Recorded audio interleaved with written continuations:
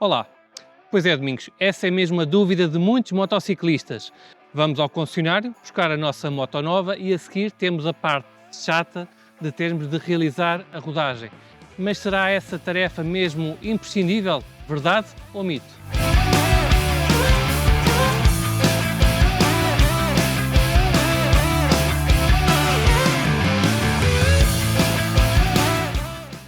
Desde os que cumprem de forma religiosa a rodagem aos que se estão simplesmente a marimbar, existem opiniões para todos os gostos.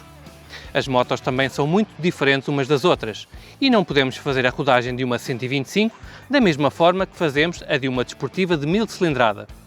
Mas o princípio acaba por ser mais ou menos o mesmo. Acima de tudo, devemos evitar regimes muito elevados nos primeiros quilómetros, assim como rodar com o punho totalmente trancado numa mudança alta a baixa velocidade, como numa sexta, por exemplo. E é claro, estejam atentos ao que a marca recomenda para o vosso veículo, pois é frequente que os regimes possam mudar ao fim de 500, 1000 e 1500 km. O ideal é realizarmos uma condução suave e com várias trocas de caixa. Portanto, ir do Algarve a Bragança em autoestrada e voltar não é a melhor solução, até porque seria uma valente seca. Optem por estradas do interior, aproveitem para ver novas paisagens e para conhecer a vossa moto aos poucos e poucos.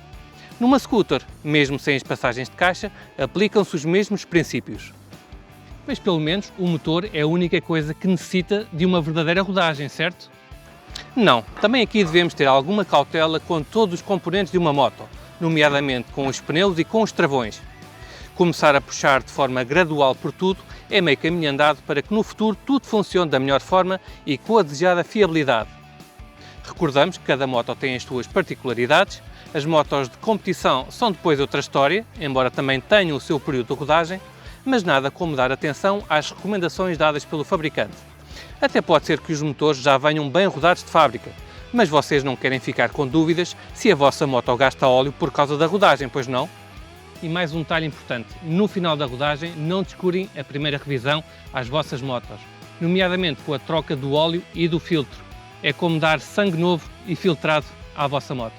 Portanto, fazendo um pequeno resumo, sim, vale a pena continuar a fazer bem as rodagens às nossas motos nos dias de hoje. Espero que tenham gostado. Até ao próximo Verdade ou Mito. Fiquem bem.